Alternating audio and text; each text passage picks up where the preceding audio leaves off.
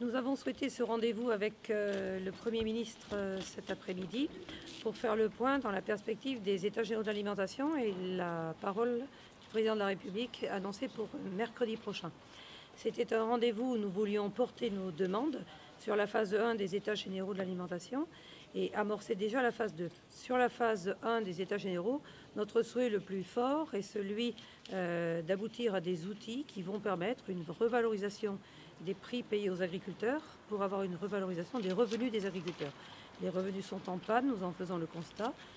L'une des raisons majeures est le dogme du prix bas qui prévaut en France depuis trop longtemps, poussé par des concurrences fratricides entre distributeurs qui ont écrasé de la valeur.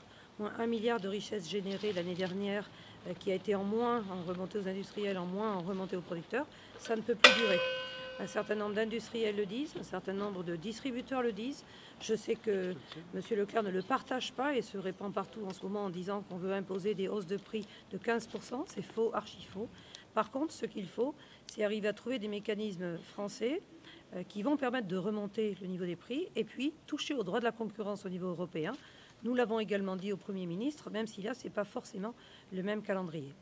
Nous avons également évoqué la question du deuxième temps des États généraux de l'alimentation, avec des propositions de notre part pour montrer que l'agriculture française est en transition, transition écologique, transition environnementale, transition territoriale, transition de tous ordres, mais que ça ne sera possible de faire plus et mieux que s'il y a deux choses, l'accès à la rentabilité pour les exploitations et l'accès à des nouvelles solutions, donc de l'innovation, des nouveaux produits, des nouvelles techniques qui nous permettent de faire mieux et plus en matière environnementale notamment.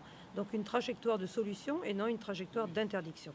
Bien sûr, nous sommes revenus sur le sujet du glyphosate, où le cafouillage gouvernemental a été compliqué à gérer pour tout le monde. Et par contre, en dernier point, évoqué avec le Premier ministre, c'est la question du budget.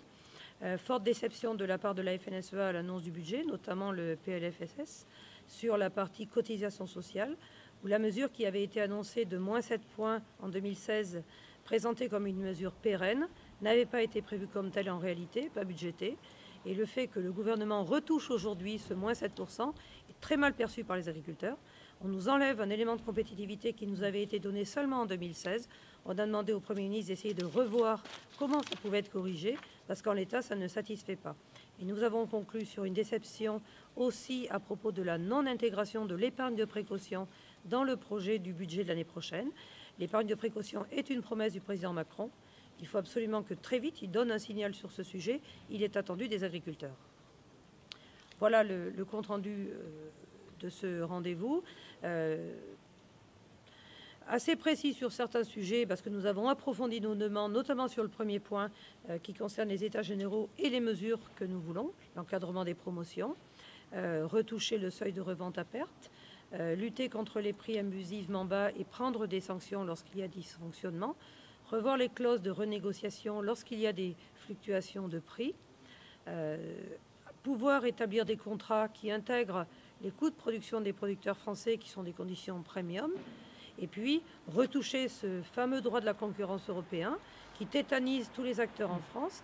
Quand il y a des amendes sur les producteurs d'endives, les producteurs de lait, les producteurs de viande bovine, parce qu'il y a eu du travail pour essayer de tenir des prix, eh bien les acteurs de filière aujourd'hui sont dissuadés de travailler bien ensemble. Donc on ne peut pas nous dire d'un côté, organisez-vous mieux en filière, et de l'autre côté, nous taper sur les doigts lorsqu'on le fait. Il a été sensible à cette question-là.